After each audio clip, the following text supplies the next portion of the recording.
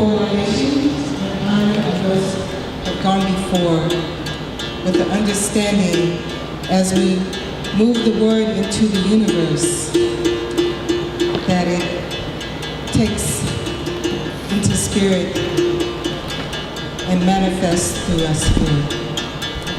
I ask my elders, I'm not sure who's elder, I may be the eldest elder in the room, but I ask elders for permission to pour. May I?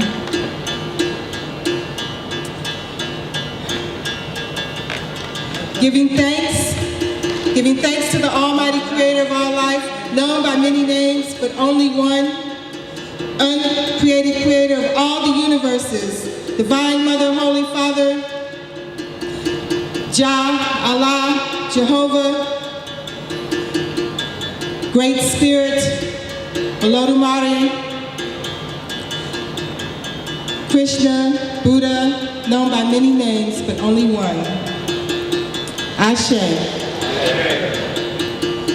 Giving thanks to the divine energies, the sacred energies, the blessings of the universe that pour forth, nourish us, sustain us, move through us, that we may see the divine, feel the divine, be the divine with every fiber of our being, every vibration of our soul. Ashe. To the heavenly bodies who give us the understanding of our minuteness, our infiniteness, and our connectedness to all things. To the heavenly relations, Ashe. To the relations, the ancestral relations of the East, the North, the West, the South,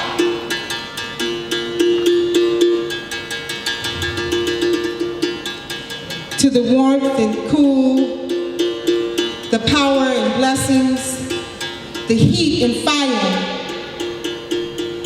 the sun, the moon, the air, the wind, this earth, from the molten center through every layer to where we are now in all directions, giving love and honor, Ashe.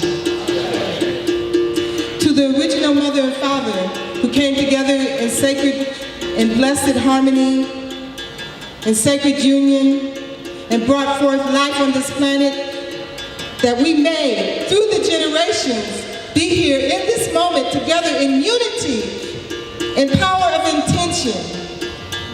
To the original mother and father, Ashe. To the ancestors who resisted, because there never was a time that we did not resist. Do you hear me? We have always resisted oppression. We have always resisted that which does not perpetuate life. We have always resisted through creation, through the power of our being, that we may live liberated and full and in harmony. To those who resisted and left their signs and symbols for us to know our greatness and carry forward through the will and the way and the actions, Ashe. Through 100 million in the Middle Passage. To those who jumped overboard, to those who survived, to those who conspired, to those who rebelled. To the 100 million of the Middle Passage. We know in a breath we can think of you and call you forward to be with us as we move forward in this life for our liberation, to carry forward your legacy. Ashe. To those that were here on this turtle island, the keepers of the land that joined with us when we landed and came forward in our resistance, the warriors and the mothers, the families who left their legacy, to the freedom fighters. Ashe.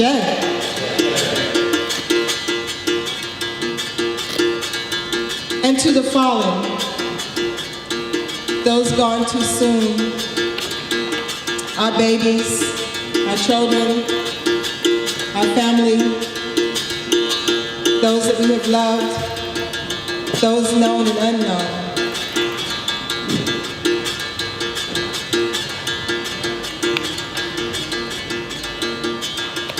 Special love to my sons, Anthony Karan and Katari Essien, for Tupac, for Kathy Harris Mishama, for my father Edward. Take a moment and picture the fallen in your lives. We give thanks for their honor and recognition. Watani, Mafahali, Sadiki, all of the fallen, Ashe. With special honor, love, and recognition for George Jackson, Jonathan Jackson, Katari Golden, W.L. Nolan, and all of those from behind the walls in the prisons and jails, and walking home from jail, and being transported in police cars, those killed by extrajudicial murder. What is the count now? 3 a day? To our fallen, known and unknown, named and unnamed, from Oscar Grant to Kadari Gant. Ashe. And to the unborn, we, those who have touched our womb for a minute, and those still to come, we welcome you. Know that this life is here for you, that we are working to make a better world for you, that we are holding space for you, that we love you, and we do this work for you. For the unborn, Ashe. For those known and unknown, named and unnamed, for the blessing of the ancestors, the angels, the Orisha, the Method and Terre,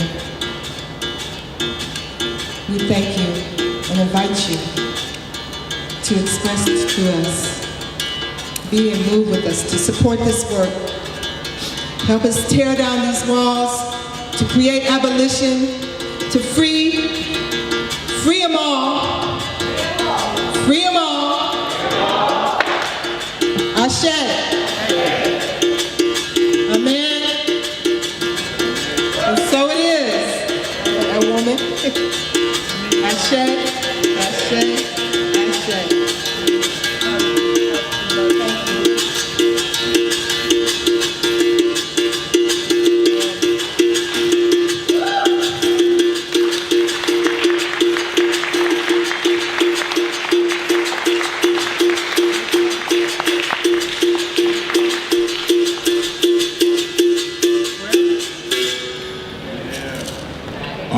So we're gonna bring up Brother Shaka now to tell you the reason we're here today, give you a little history about Black August. How many people really know a little bit about Black August?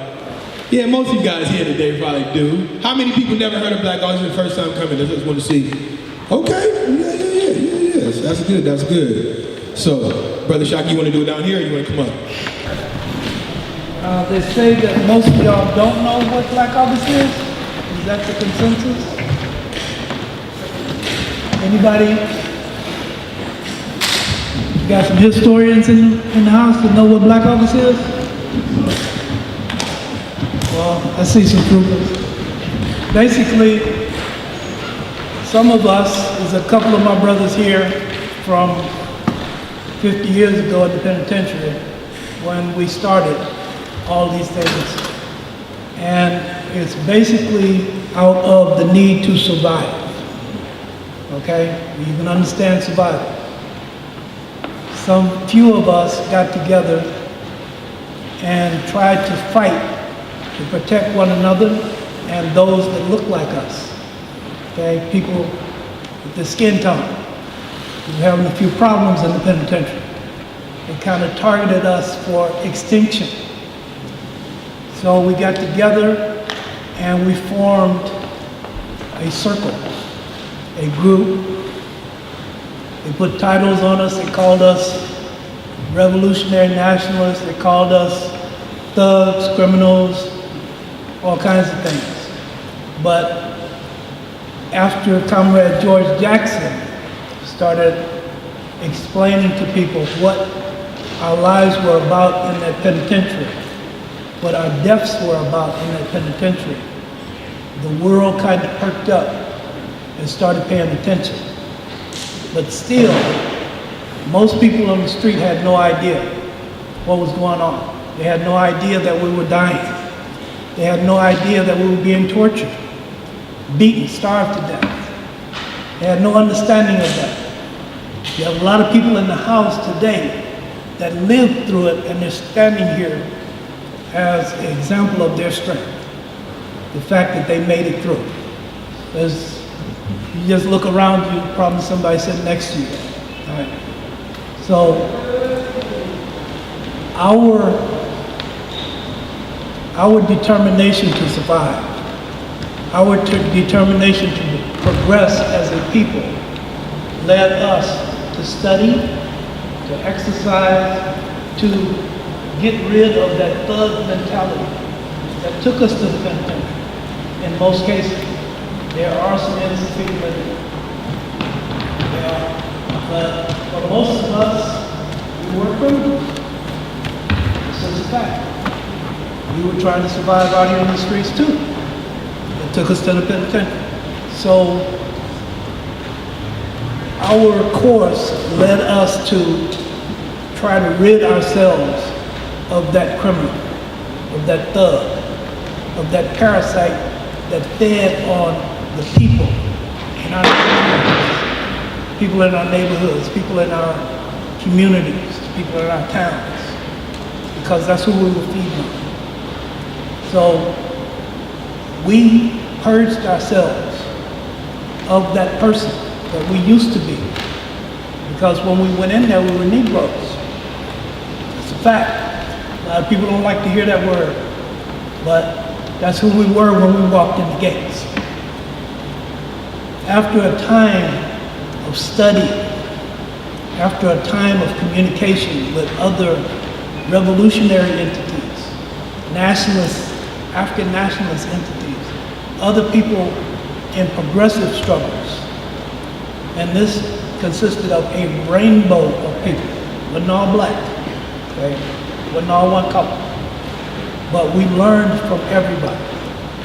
And we formed into a solid entity that was there and available to deal with the rat packs in the penitentiary that were beating down and raping other Africans, the ones that were preying on us as Africans in there at the behest of the administration or the racist organizations or just anybody. Once we formed into